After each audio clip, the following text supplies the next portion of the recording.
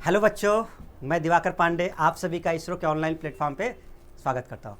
पिछली क्लास में हम लोगों ने देखा था एक्सक्रीटरी सिस्टम यानी कि उत्सर्जन तंत्र के बारे में डिस्कस किया था और बहुत ही इंपॉर्टेंट 22 क्वेश्चंस हम लोगों ने कवर कर लिए थे, जिसमें नेफ्रॉन, किडनी और ग्लोमेरुलस ये सारी चीज़ें बात हुई थी, अमोनिया, यूरिया, ये सब। आज जो बचे हुए क्वेश्चंस हैं उसको हम सेकेंड पार्ट में कंप्लीट करेंगे, तो जल्दी से जुड़ जाएं आप लोग और अपने दोस्तों को भी जोड़ लें। और साथ में भागीदारी ज़रूरी है आपकी, ठीक है, साथ में आपकी भागीदारी ज़रूरी है क्योंकि बिना उसके काम नहीं चलने वाला। आइए 22 क्वेश्चन के बाद जो 23rd नंबर का क्वेश्चन है वहाँ से हम लोग स्टार्ट करते हैं। चलिए, आपके स्क्रीन पर है, ज़्यादा समय नहीं लेंगे और स्क्रीन पे आ गया है क्वेश्चन। ध्यान से समझते हैं कि कॉन्ट्रैक्टाइल वैक्यूल का मुख्य कार्य क्या है। देखिए ध्यान दीजिए, कॉन्ट्रैक्टाइल वैक्यूल का एक क्वेश्चन फर्स्ट वाले पार्ट में भी था आपका। क्या कहता था ये कॉन्ट्रैक्टाइल वैक्यूल मतलब संकुचनशील रसधानी। ये जो अमीबा का मेन पार्ट होता है कि ये अमीबा में है, कहाँ पर है, अमीबा के लिए शब्द यूज होता है। और मुख्यतः ये क्या करता है, एक्सेस वाटर को बाहर निकालने का काम करता है। ज़्यादा पानी जब उसके बॉडी में रहता है तो उसको बाहर निकालने का काम करता है, ठीक है, और बाहर निकालने का काम करता है एक प्रकार से। और दूसरा ये जो ऑस्मो रेगुलेशन होता है ना, सॉल्ट, मिनरल्स, आयंस, इनका बैलेंस बना के रखना बॉडी में। हिंदी में इसको परासरणी विनियमन कहते हैं, है ना। सही ऑप्शन निकल के आता है ऑस्मो रेगुलेशन। जैसा हम जानते हैं कि किडनी भी हमारा ये सारा काम करती है, एक्सक्रीशन भी करती है, ऑस्मो रेगुलेशन भी करती है ना, वेस्ट पदार्थों को बाहर निकालने का काम करती है। तो इसका जो कॉन्ट्रैक्टाइल वैक्यूल है वो हमारे किडनी के समकक्ष ही है। जैसे हमारे में किडनी काम करती है वैसे उनका कॉन्ट्रैक्टाइल वैक्यूल काम करता है। तो ये किसका पार्ट था, अमीबा का। क्वेश्चन नंबर 2 पे आते हैं। जल्दी से आ जाइए, सभी लोग जुड़ जाइए और आंसर देते रहिए। भागीदारी आपकी ज़रूरी है, मेरे साथ बने रहें, इसरो एकेडमी के साथ बने रहें, है ना। आपको सिलेक्शन दिला के रहेंगे हम। इनमें से कौन एसेसरी एक्सक्रीटरी ऑर्गन है। एसेसरी का क्या मतलब होता है बच्चों, मतलब वो मेन तो नहीं है, मतलब मेन एक्सक्रीटरी सिस्टम का पार्ट नहीं है उत्सर्जन, लेकिन हाँ वो भी कोई ना कोई उत्सर्जी पदार्थ निकालता होगा। जैसे हमने आपको बोला था कि मेन तो किडनी है ना, लेकिन जब किडनी ना दिया जाता है तो फिर आप समझिए कि लीवर भी होता है, लंग्स भी होता है, ठीक है, स्वेट ग्लैंड भी होती हैं, है ना, स्वेट ग्लैंड्स भी होती हैं, इनसे भी तो निकलता है। तो अब किडनी तो मेन पार्ट है, एक्सक्रीटरी सिस्टम का मेन पार्ट है ये एक्सक्रीटरी सिस्टम उत्सर्जन तंत्र का। बट ये नहीं है तो एसेसरी मतलब सहायक, जो और कोई दूसरा हो उत्सर्जी तंत्र का, है ना, उत्सर्जी ऑर्गन, उत्सर्जी अंग। तो क्या बोलेंगे, देखिए लीवर है, स्टमक है, इंटेस्टाइन है, हार्ट है, कौन सा निकल के आएगा आपका, लीवर। कौन सा निकल के आएगा बच्चों, लीवर। सही आंसर क्या निकल के आएगा, लीवर। यूरिया बनाने का काम करता है ना, अमीनो एसिड्स वगैरह आते हैं तो उनसे अमोनिया फिर यूरिया के फॉर्म में बदल जाता है वो। आ जाइए जल्दी से आगे बढ़ते हैं और नेक्स्ट क्वेश्चन पर चलते हैं। देखिए अगेन कितना बड़ा सेंटेंस लग रहा है, और अगेन ये ग्रुप डी का ही क्वेश्चन है ना, रेलवे का। पता नहीं क्या ये रेलवे वाले कुछ इस तरह से करते कि या तो टाइम खर्च कराना चाहते हैं बच्चों से समथिंग, या बच्चा छोड़ दे, पढ़े ही ना उसे, है ना, इस तरह से चीज़ें हैं। आप समझिए जरा, नेफ्रॉन की बात कर रहा है, नेफ्रॉन पार्ट किसके हैं, किडनी के। ये जो लंबी नलिकाकार संरचना का कोई लाभ है, देखिए कितना बढ़िया क्वेश्चन पूछा है। आप याद करिए कि जब इसकी संरचना हम लोग देखते हैं तो ये कैप्सूल है ऐसे, है ना, और इस तरह से था, तो यही तो था पीसीटी, प्रॉक्सिमल कन्वोल्यूटेड ट्यूबुल्स, लंबी सी नली जो थी। प्रीवियस वाले क्लास में भी हमने बात की थी इसकी, है ना।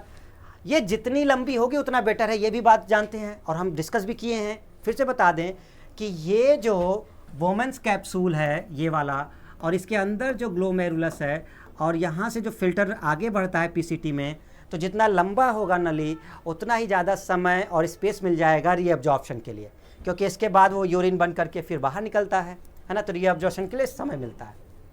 तो हाँ बेनिफिट है। अब देखते हैं वो किस में है। हाँ, वृक्क को दृढ़ता देने के लिए लंबी नलियों को उच्च घनत्व पर कुंडलित और संकुचित किया जा सकता है। नहीं, संकुचित और इससे मतलब नहीं है, ठीक है ना, संकुचित और कुंडलित से मतलब नहीं है। हाँ, एब्जॉर्प्शन से मतलब होना चाहिए। ऐसा ऑप्शन ढूंढना है बच्चों जहाँ पे एब्जॉर्प्शन से रिलेटेड कुछ लिखा हो। यही ट्रिक होता है रेलवे के क्वेश्चन करने में, नहीं तो होगा ही नहीं, क्योंकि हाँ फायदा है, ठीक है। ये है क्या, हाँ देखते हैं जरा, और नहीं तो गलत ही हो जाएगा, तो नहीं तो गलत ही है। बाकी देखते हैं। लंबी नलिका प्रारंभिक निस्यंद से अतिरिक्त जल, देखिए ये रहा अतिरिक्त जल के पुनः अवशोषण हेतु समय तथा स्थान प्रदान करते थे। Yes, the long duct provides time and space, बिल्कुल सही है, इसका काम ही यही होता है। एक्स्ट्रा जो चीज़ें वो उसमें चली गई हैं ब्लड से फिल्टर हो करके, ग्लूकोज वगैरह हो गया, आयंस हो गए, और फिर उसके बाद उसमें वाटर हो गया, इन सबको क्या करना, रीएब्जॉर्ब करा लेना। तो जितनी लंबी नली होगी उतना बेनिफिट होगा।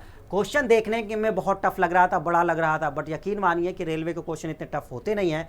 वो आपको थोड़ा सा आपका पेशेंस चेक कर रहे हैं कि कैसे है। आप शब्दों को सर्च करिएगा, मिल जाएगा और आंसर बन जाएगा। आप इसरो के साथ बने रहिए, हमारे साथ बने रहिए, आपको ऐसे ही अच्छे अच्छे क्वेश्चन देखने को मिलेंगे। और अपना सहयोग जरूर देते रहें, लाइक करते रहें और कमेंट भी जरूर करें। आइए क्वेश्चन नंबर 26, किडनी की कार्यात्मक इकाई क्या है? What is the functional unit of kidney? Nephrons, nephritis, neuron, Henle's loop. देखिए ये उसका पार्ट है, फंक्शनल यूनिट नहीं है, पार्ट है। न्यूरॉन्स ब्रेन का पार्ट है, ठीक है। न्यूरॉन्स कहाँ का है? ब्रेन का पार्ट है ना। नेफ्राइटिस तो एक बीमारी हो गई। फंक्शनल यूनिट किडनी की कौन सी होगी? नेफ्रॉन। कौन होगी? नेफ्रॉन, ठीक है ना। वही चीज़, नेफ्रॉन का जो स्ट्रक्चर देखिए, अब तक तो आप समझ जाएं इसको, है ना। फिर ये पतली सी एक नली निकलती है यहाँ से, और फिर ये पतली सी नली, और फिर ये जा कर के कलेक्टिंग डक्ट में खुलती है ना। कई सारी चीज़ें कलेक्टिंग डक्ट में खुलते हैं, इस तरह से नेफ्रॉन, है ना। और फिर इसी में ये लगा होता है। क्लियर हो गया? ये ऊपर ग्लोमेरुलस है, ये वोमेंस कैप्सूल है, ये पीसीटी है, वो कलेक्टिंग डक्ट है। तो सही आंसर आपका हो गया, नेफ्रोलॉजी स्टडी होगी। आ जाएं, प्योरिफिकेशन ऑफ ब्लड, रक्त का शुद्धिकरण, रक्त का शुद्धिकरण या फिल्ट्रेशन क्या होगा, ठीक है ना। क्या बोलेंगे हम इसे? तो वही यहाँ पर बात फिल्ट्रेशन की है, फिल्टर जो होता है उसके लिए क्या बोलते हैं हम उसे? डायलिसिस बोलते हैं, अपोहन। यस, जिन्होंने आंसर दे दिया था बहुत अच्छा बच्चों, और आप देख रहे होंगे कि आपका इम्प्रूवमेंट हो रहा होगा। एलिसा किससे संबंधित है? एड्स से संबंधित है। ये किससे है? एड्स का जो टेस्ट किया जाता है। क्रोमेटोग्राफी, ये तो सेपरेशन टेक्निक है ना। क्रोमेटोग्राफी एक पदार्थों को अलग करने की है, रंगों को, सेपरेशन टेक्निक है ये तो। किसको? कलरफुल, जैसे ब्लैक इंक हो गया, ब्लू इंक हो गया, उनसे उनके कंपोनेंट को अलग करना, ये सब चीज़ें होती है। क्वेश्चन नंबर नेक्स्ट आते हैं 28 पे। Urine is always fluid except, हमें इनमें से वो जीव बताना है जिसका जो यूरिन है ना वो फ्लूइड ना हो, लिक्विड ना हो। जैसे ह्यूमन है, मैमल्स है, और जो भी जीव है उन सब के क्या होते हैं? लिक्विड। यस, आ जाइए सभी और कमेंट भी करते रहिए साथ में। सभी लोग कमेंट जरूर करें, आंसर दें, है ना, हमारे साथ बने रहें। तो बच्चों बताएं, बर्ड्स, देखिए बर्ड्स में क्या था? Uric acid. और याद रखिए यूरिक एसिड फ्लूइड नहीं होता, फ्लूइड नहीं होता। पक्षी का देखिए ना, कौवा या कोई जो ऊपर बैठा होता है, सफ़ेद सफ़ेद पदार्थ गिराता है, हल्का सा जेली टाइप का, मतलब पूरी तरह से ना सॉलिड है, जैसे टूथपेस्ट टाइप का नहीं होता है वैसा कुछ पदार्थ, तो वो यूरिक एसिड। तो पूरी तरह से वो फ्लूइड है नहीं। ह्यूमंस का तो होता ही है, एम्फीबियंस, मैमल्स, सबका होता है, बर्ड्स का नहीं होता। यूरिक एसिड का जो फॉर्म निकालते हैं ना, उनमें ये चीज़ नहीं होती, सॉलिडिफाइड टाइप का होता है, पूरा फ्लूइड नहीं होता। क्वेश्चन नंबर 29, पढ़ें जल्दी से। किसके ब्रेकडाउन से नाइट्रोजीनियस वेस्ट बनते हैं? मतलब उत्सर्जी पदार्थ। किसके ब्रेकडाउन से नाइट्रोजीनियस? देखिए नाइट्रोजीनियस वेस्ट, नाइट्रोजनी अपशिष्ट उन्हीं से बनेंगे जिसमें नाइट्रोजन होता होगा, है ना। अमोनिया है, फैट है, अमीनो एसिड है, वाटर है। आप जानते हैं कि जो अमीनो एसिड है ना वो प्रोटीन का पार्ट है, प्रोटीन का पार्ट। और जब ये अमीनो एसिड टूटता है तो वही फिर अमोनिया बनाता है, और ये खुद नाइट्रोजीनियस है ना। तो ये एक अमीनो एसिड से ही वेस्ट बनते हैं। तो किसके ब्रेकडाउन से नाइट्रोजन? जब ये अमीनो एसिड टूटेगा, अमोनिया रिलीज होगा, फिर वो बाद में जा करके यूरिया में बदलता है ना, फिर वो फिल्टर करके बाहर कर दिया जाता है। Question number 30, frogs tadpole are, frogs के जो टैडपोल हैं छोटे, मतलब एक प्रकार से लार्वा फॉर्म समझ सकते हैं, जो पानी में होगा, यानी कि वाटर में। और जो वाटर में होता है बच्चों, तो उसे क्या बोलते हैं? उनमें क्या प्रेजेंट होगा? अमोनिया होगा कि क्या होगा बताओ? यूरियोटेलिक होगा या समथिंग। तो जो होंगे तो उन्हें अमोनोटेलिक बोला जाता है, अमोनोटेलिक। याद करिए एग्जाम्पल क्या थे? फिश भी था, है ना, फिश था, ऑक्टोपस था, केकड़ा है, ये सारी चीज़ें हैं। और टैडपोल जो होते हैं वो लार्वा फॉर्म में आपके नीचे होते हैं वाटर में। तो सही क्या निकल के आएगा? क्या बोथ ए एंड सी? नहीं। यूरकोटेलिक? नहीं, क्योंकि इसमें तो पक्षी हैं। फिर से रिवाइज कर लेते हैं, इंसेक्ट हैं, है ना। यूरियोटेलिक में यूरिया यानी कि मैमल्स है ना, ये चीज़ें हैं, तो ये नहीं होगा। सही आंसर निकल के आएगा अमोनोटेलिक, बी ऑप्शन सही आएगा, अमोनोटेलिक। बहुत बेहतरीन। आ जाए क्वेश्चन नंबर 31। एक्सक्रीशन की बात करते हैं। एक्सक्रीशन में कौन सी ग्रंथि हेल्प नहीं करती? उत्सर्जन में, उत्सर्जी पदार्थ निकालने में। लीवर है? यस है। स्वेट ग्लैंड है? यस। पैनक्रियाज का नाम नहीं आता क्योंकि ये कोई पदार्थ नहीं निकालती, तो सही आंसर क्या आता है? पैनक्रियास। देखिए, लीवर से आपको बताया था ना कि यूरिया के फॉर्म, अमोनिया को यूरिया में बदल देता है। स्वेट ग्लैंड में स्वेट यानी पसीना होता है, लंग्स में CO2 होता है, ये सब निकलते हैं। तो सही आंसर आपका निकल के आ गया होगा। बहुत ही बेहतरीन बच्चों, ऐसे ही साथ देते रहिए, हम लोग ज़रूर मुकाम को हासिल करेंगे सभी। आ जाएं फिर से क्वेश्चन नंबर 32। अमीबा में ऑस्मो रेगुलेशन किसके द्वारा होता है? देखिए, अब तक तो याद हो गया होगा, अलग अलग एग्जामों ने इसको पूछ रखा है, इसलिए क्वेश्चन आपको आ रहा है। और हम इससे पहले भी करीब करीब 2 क्वेश्चन ऐसे थे जहाँ पे इस शब्द का यूज हो चुका था। अमीबा में ऑस्मो रेगुलेशन किसके द्वारा होता है? सॉल्ट बैलेंस रखना, है ना, मिनरल्स वगैरह का। क्या फूड वैक्यूल है? प्लाज्मा मेम्ब्रेन है? कॉन्टैक्ट? नहीं, ये वाला ऑप्शन सही है। जिन्होंने सी ऑप्शन दिया था, बहुत बेहतरीन बच्चों, कॉन्ट्रेक्टाइल वैक्यूल जो कहा जाता है, वही आंसर है। आगे बढ़ जाएं? ठीक है। Question number 33। इनमें से कौन नेफ्रॉन का एक पार्ट है? देखो, पार्ट है, ये पूछ रहा है, पार्ट है। फिर से अगर बनाएं, देखो अब तक तो आप फिगर भी बनाना सीख गए होंगे, है ना। देखिएगा, देखिए ज़रा, ये है, ये ट्यूबुल्स हैं, है ना, ये चीज़, और यहाँ से ये डक्ट में खुलेगी, है ना, डक्ट में खुल जाएगी। तो यहाँ पे अगर हम देखेंगे तो ये क्या है? ग्लोमेरुलस है, ग्लोमेरुलस है। ये बोमन्स कैप्सूल है, बोमेंस कैप्सूल है, ठीक है। ये PCT है, प्रॉक्सिमल कन्वोल्यूटेड ट्यूब है। हेनले लूप है इसी में, हेनले लूप है इसी में, DCT है इसी में। तो ये सारे पार्ट नेफ्रॉन के हैं। तो क्या इसमें कोई दिख रहा है? नहीं है, नहीं है। बोमेंस कैप्सूल इस सही। कलेक्टिंग डक्ट इसका पार्ट नहीं होता, ध्यान रखें, कलेक्टिंग डक्ट ये पार्ट नहीं होता, नेफ्रॉन का पार्ट नहीं माना जाता, ठीक है। क्वेश्चन नंबर 34 बच्चों पढ़िए जल्दी से। क्वेश्चन नंबर 34 क्या कहता है? The filtrate from the glomerulus contains, yes, glomerulus से छने हुए जो फ्लूइड है, जो छन्नी लग के छन करके आगे बढ़ता है ना, तो क्या होता है? क्या होता है? देखिए, एक चीज़ तो समझ लीजिए कि सब चीज़ें होंगी, लेकिन ये अमोनिया वाला पॉइंट उसमें नहीं रहता है, ठीक है। अमोनिया वाला पॉइंट नहीं रहता है वहाँ पर। ये कुछ कोशिकाओं से पहुँचता है आगे चल करके, छाने हुए द्रव में नहीं होता। ग्लोमेरुलस से छन करके जो जाता है वहाँ नहीं होता वो। तो सही आंसर ये नहीं निकल के, बाकी आप देख लीजिए। तो ये अमोनिया नहीं होता, तो ये दोनों गलत हो जाएंगे। यूरिया यूरिक एसिड तो होता ही है, लेकिन चौथा ऑप्शन में ग्लूकोज और वाटर भी है, तो सही ऑप्शन एकदम डी माना जाएगा। सही ऑप्शन डी है। कितने बेहतरीन क्वेश्चन किए गए हैं, देख लीजिए, और पूरा चैप्टर कंप्लीट हो जाता है अगर हम MCQ भी लगा लेते हैं तो। लेकिन कोशिश रहे कि एक बार चैप्टर रिवीजन करके अगर आप क्वेश्चंस लगाते हैं बच्चों, तो आसानी से होगा और आपको मज़ा भी आएगा, कॉन्फिडेंस भी आएगा। Question number 35। एक्सक्रीशन लगातार होने वाली प्रक्रिया है, लेकिन यूरिन लगातार बाहर नहीं निकलता। अब देखो, फिल्ट्रेशन तो हमेशा चलता है, पूरे दिन भर में 180 लीटर ब्लड का फिल्ट्रेशन हो जा रहा है और लगातार हो रहा है, यूरिन भी बन रही है, लेकिन यूरिन लगातार निकल नहीं रही। क्यों? इसका मतलब बॉडी में कहीं पर स्टोर हो रहा होगा, है ना। जब ज़्यादा प्रेशर होगा तब वो बाहर रिलीज होता है। तो हाँ, बिल्कुल, यूरिनरी ब्लैडर ये होता है, एक थैली होती है जो आपका इसको स्टोर करके रखती है। इसीलिए क्षमता तो है, प्रोसेस होती रहती है, लेकिन ज़रूरी नहीं कि हमेशा यूरिन निकलता रहे, क्योंकि वो उसको स्टोर कर लेता है, ठीक है। ग्लोमेरुलस से क्या फिल्टर नहीं होता? क्या फिल्टर नहीं होता? वही जो छन्नी लगी थी ग्लोमेरुलस में, बोमेंस इनपुट के ऊपर, water, glucose, urea, blood corpuscles and proteins. ध्यान रखिएगा, ग्लोमेरुलस से छने हुए फ्लूइड में ब्लड सेल, एंड प्रोटीन नहीं होते। ये बहुत इंपॉर्टेंट पॉइंट है, इसको याद भी कर लीजिएगा। ग्लोमेरुला जो छन्नी है ना वोमेन संपुट से, जो नेफ्रॉन की इकाई है उसके अंदर, उससे ये चीज़ें नहीं छनती, ब्लड सेल और प्रोटीन नहीं निकलते, मतलब उसमें नहीं होता ये, ठीक है, एब्सेंट होता है ये, जबकि प्लाज्मा में होता है।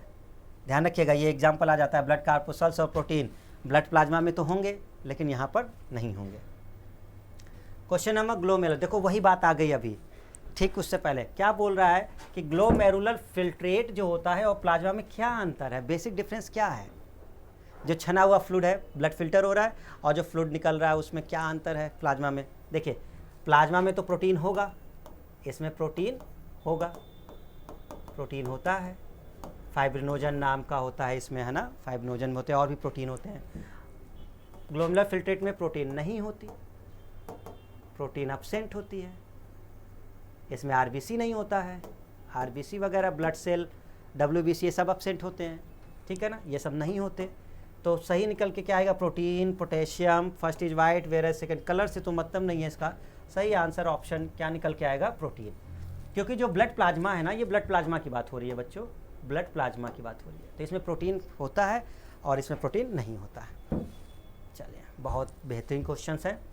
यूरिन में बाइल ज़्यादा होने पर क्या इंडिकेशन होता है, पता है आपको, बाइल ज़्यादा हो जाए तो ये वही कंडीशन है। बाइल का मतलब हो गया कि एक रोग होता है जॉइंडिस, आंसर आपका आ गया होगा जॉइंडिस, है ना, एनेमिक डायबिटीज इंसिपिडस जॉइंडिस, पीलिया जिसे बोलते हैं, क्या बोलते हैं, पीलिया। बिलोरुबिन वगैरह बढ़ जाता है ना, आरबीसी ज़्यादा डिस्ट्रॉय होने लगता है। बाइल बनने में क्या होता है ना कि आरबीसी ज़्यादा डिस्ट्रॉय हो रहा है और फिर वो बाइल यूरिन में ज़्यादा जा रहा है डिस्ट्रॉय होकर के, तो ये कंडीशन एक शो होती है कि वो आपका। अच्छा ये बताइए कि यूरिन का येलो कलर किसकी वजह से होता है, यूरिन का येलो कलर ऑफ यूरिन, तो यूरिन का येलो कलर किसकी वजह से होता है बच्चों, यूरोक्रोम, ठीक है, यूरोक्रोम। सेशन अगर अच्छा लग रहा है और क्वेश्चंस भी हैं तो आप लाइक भी करते रहें, जिससे सपोर्ट मिलता है, मोटिवेशन मिलता है कि और अच्छे क्वेश्चन आपको कराए जाएं, है ना, और साथ में बने रहिए सभी। आइए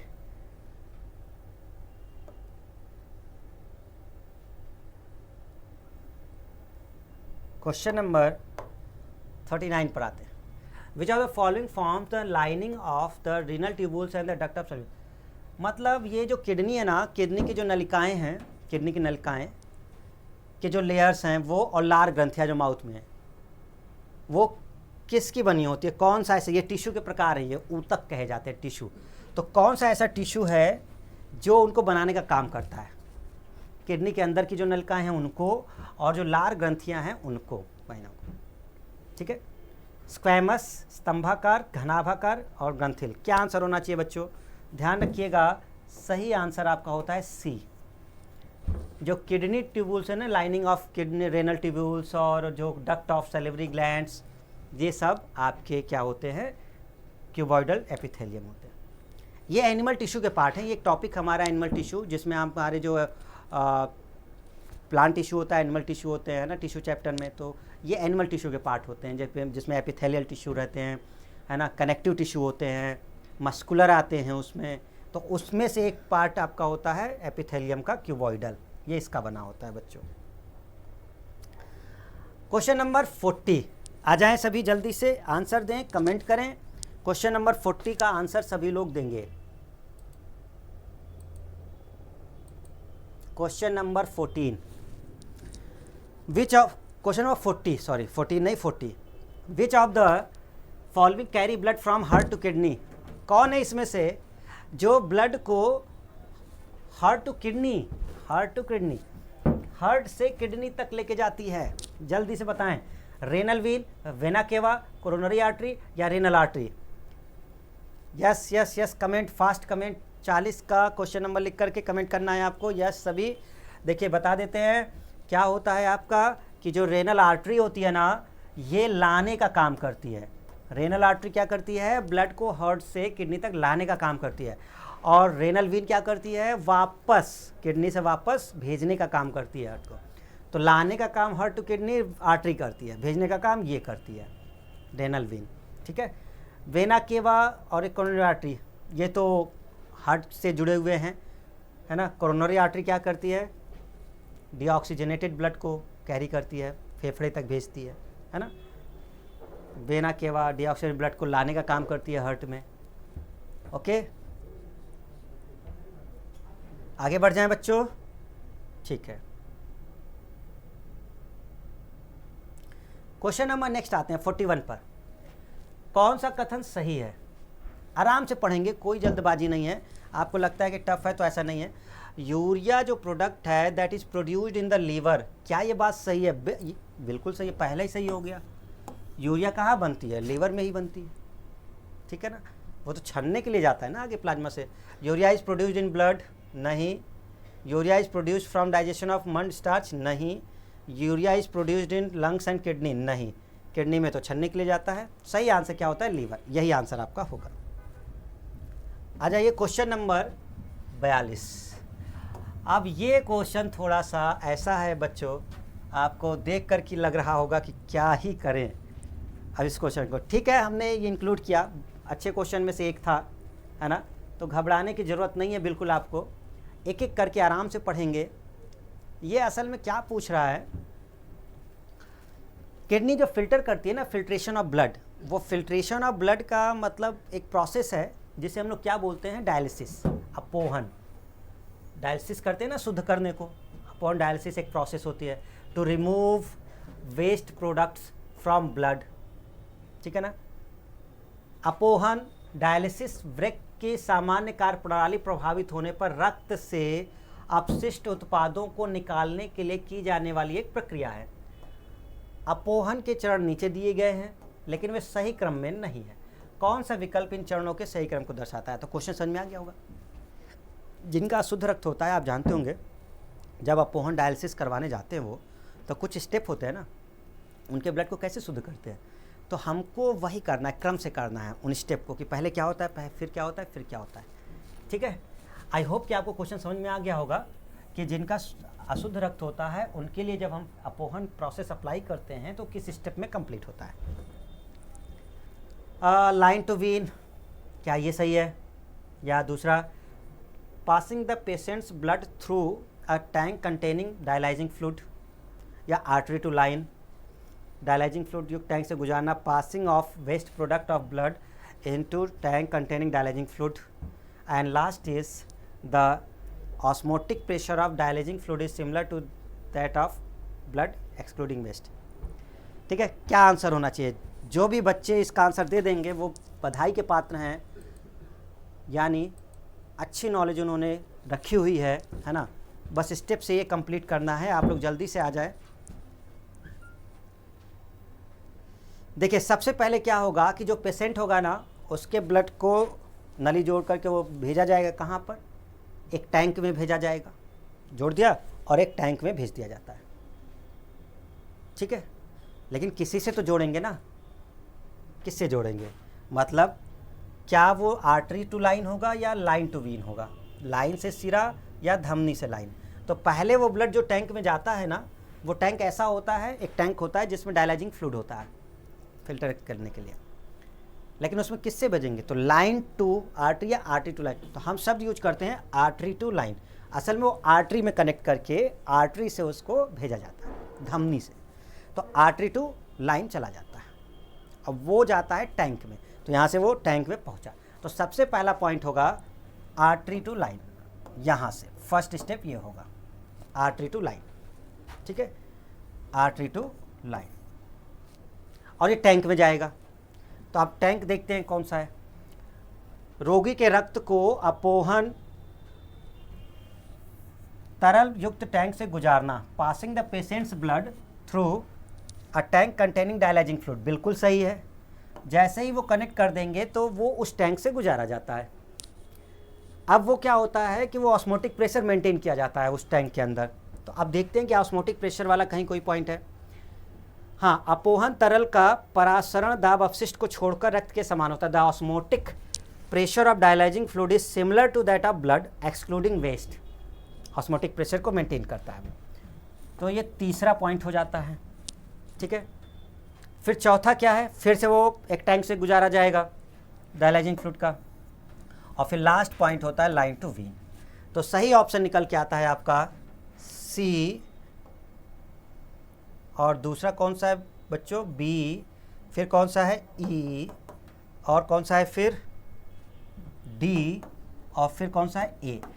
ये क्रम है एक्चुअल में जो प्योरीफाई होता है ब्लड, यानी कि जिसका किडनी वृक्क काम नहीं कर रहा होता है तो उनके लिए जब हम लोग डायलिसिस करते हैं ना प्रोसेस, तो इस क्रम में चलता है, ठीक है ना। क्वेश्चन अच्छा था, एग्ज़ाम का थोड़ा लेंदी लग रहा था या टाइम टेकिंग हो सकता है आपके लिए, लेकिन बेहतरीन क्वेश्चन था। चलिए आगे बढ़ जाते हैं। क्वेश्चन नंबर नेक्स्ट है 43वां। नॉर्मल कंडीशन में यूरिन में ग्लूकोज क्यों नहीं होता। देखिए यूरिन में ग्लूकोज कब होता है, जब मधुमेह की बीमारी होती है, इंसुलिन कम होता है, पता है ना, मधुमेह डायबिटीज़ हो जाता है पेशेंट को तो यूरिन में आने लगता है, तभी तो पता चलता है कि डायबिटीज़ हो गया है, और वो भी तब होता है जब इंसुलिन की गड़बड़ी होती है।